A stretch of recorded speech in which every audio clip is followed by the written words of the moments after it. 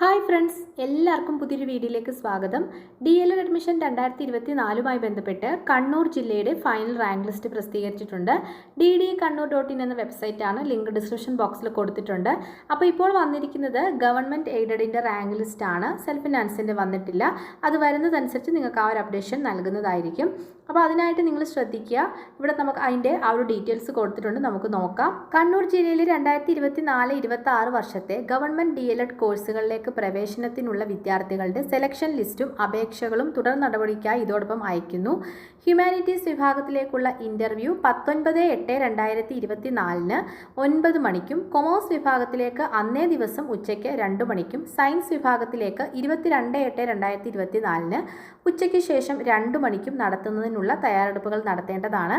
9 മണിക്കുള്ള ഇൻ്റർവ്യൂവിന് ഷുവർ ലിസ്റ്റിൽ ഉൾപ്പെട്ട വിദ്യാർത്ഥികൾ രാവിലെ 8 മണിക്കും വെയിറ്റിംഗ് ലിസ്റ്റിൽ ഉള്ളവർ രാവിലെ 10 മണിക്കും, ഉച്ചയ്ക്ക് ശേഷം നടക്കുന്ന കൊമേഴ്സ് സയൻസ് വിഭാഗത്തിലേക്കുള്ള ഇൻ്റർവ്യൂവിന് ഷുവർ ലിസ്റ്റിലുള്ള വിദ്യാർത്ഥികൾ ഉച്ചയ്ക്ക് ശേഷം 1 മണിക്കും വെയിറ്റിംഗ് ലിസ്റ്റിലുള്ളവർ 2 മണിക്കും ഹാജരാവുന്നതിന് നിർദ്ദേശം നൽകേണ്ടതാണ്. സെലക്ഷൻ പട്ടികയിൽ ഉൾപ്പെട്ട സംവരണ ആനുകൂല്യത്തിനായി അപേക്ഷയിൽ അവകാശപ്പെട്ട വിദ്യാർത്ഥികൾ ആയത് തെളിയിക്കുന്നതിനായി ബന്ധപ്പെട്ട റവന്യൂ അധികാരിയിൽ നിന്ന് ലഭിക്കുന്ന സർട്ടിഫിക്കറ്റും മറ്റ് ആനുകൂല്യം അവകാശപ്പെട്ട വിദ്യാർത്ഥികൾ ആയതിനുള്ള സർട്ടിഫിക്കറ്റുകളും മറ്റ് യോഗ്യതാ സർട്ടിഫിക്കറ്റുകളോടൊപ്പം ഇൻ്റർവ്യൂ ദിവസം തന്നെ ഹാജരാകുന്നതിന് വിദ്യാർത്ഥികൾക്കുള്ള അറിയിപ്പിൽ പ്രത്യേകം നിർദ്ദേശം നൽകണമെന്നും അറിയിക്കുന്നു.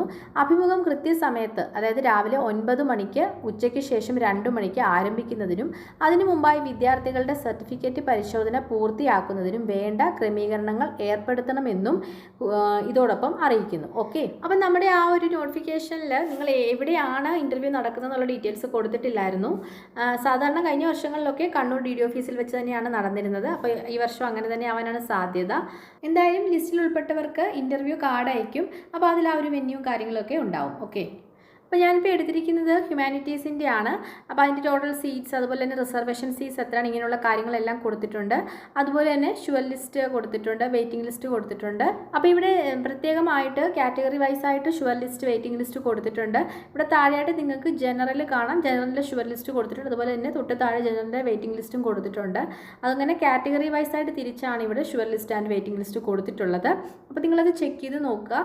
നിങ്ങൾക്കറിയാം, ഞാൻ പല വീഡിയോയിലും പറഞ്ഞിട്ടുള്ളതുപോലെ തന്നെ ഷുവർ ലിസ്റ്റുള്ളവരുടെ ആബ്സെൻസിലായിരിക്കും വെയിറ്റിംഗ് ലിസ്റ്റുള്ളവർക്ക് അഡ്മിഷൻ ലഭിക്കുന്നത് എന്ന് കരുതി വെയിറ്റിംഗ് ലിസ്റ്റുള്ളവർ പോകാതിരിക്കരുത്. നിങ്ങൾ തീർച്ചയായിട്ടും പോവുക. ഷുവർ ലിസ്റ്റുള്ളവർക്ക് അഡ്മിഷൻ ഉറപ്പാണ്. നിങ്ങളുടെ എല്ലാ ഡോക്യുമെൻറ്റ്സിൻ്റെയും ഒറിജിനൽ നിങ്ങൾ കൊണ്ടുപോകണം. അതായത് നിങ്ങളുടെ SSLC സർട്ടിഫിക്കറ്റ്, +2 സർട്ടിഫിക്കറ്റ്, അതുപോലെ TC, CC, അതുപോലെ റിസർവേഷൻ ഉണ്ടെങ്കിൽ അതിൻ്റെ സർട്ടിഫിക്കറ്റുകൾ, ഇങ്ങനെയുള്ള എല്ലാ സർട്ടിഫിക്കറ്റുകളുടെയും ഒറിജിനൽ നിങ്ങൾ കൊണ്ടുപോകണം. അതുപോലെ തന്നെ വെയിറ്റിംഗ് ലിസ്റ്റിലുള്ളവർ, ഇപ്പം നിങ്ങൾ ഏതെങ്കിലും കോളേജുകളിലൊക്കെ ഓൾറെഡി എവിടെയെങ്കിലും അഡ്മിഷൻ എടുത്തവരാണെങ്കിൽ നിങ്ങളിപ്പോൾ TCയും CCയും ഒന്നും ആ ഒരു കോളേജിൽ നിന്നും വാങ്ങണ്ട. നിങ്ങൾ ഇൻ്റർവ്യൂവിന് പോയിട്ട് നിങ്ങൾക്ക് അഡ്മിഷൻ കിട്ടിയെന്ന് ഉറപ്പ് വരുത്തിയതിന് ശേഷം മാത്രം നിങ്ങൾ ആ ഒരു കോളേജിൽ നിന്നും TC, CC ഒക്കെ നിങ്ങൾ വാങ്ങിയാൽ മതി. ഓക്കെ, പക്ഷേ ഷുവർ ലിസ്റ്റിലുള്ളവർ ഷുവറായിട്ടും ഇതെല്ലാം കൊണ്ടുപോവുക. ഓക്കെ, അപ്പം ഞാനിപ്പോൾ കാണിച്ചിരിക്കുന്നത് ഹ്യൂമാനിറ്റീസിൻ്റെ ആണ്. അതുപോലെ തന്നെ തൊട്ട് താഴെ കൊമേഴ്സിൻ്റെ റാങ്ക് ലിസ്റ്റും സയൻസിൻ്റെ റാങ്ക് ലിസ്റ്റും കൊടുത്തിട്ടുണ്ട്. ചെക്ക് ചെയ്ത് നോക്കുക. സെൽഫ് ഫിനാൻസിൻ്റെ വരുന്നതനുസരിച്ച് നിങ്ങൾക്ക് ആ ഒരു അപ്ഡേഷൻ നൽകുന്നതായിരിക്കും. ഏറ്റവും ലേറ്റസ്റ്റ് അപ്ഡേറ്റുമായിട്ട് കാണാം. അതുവരെ ബൈ, താങ്ക് യു.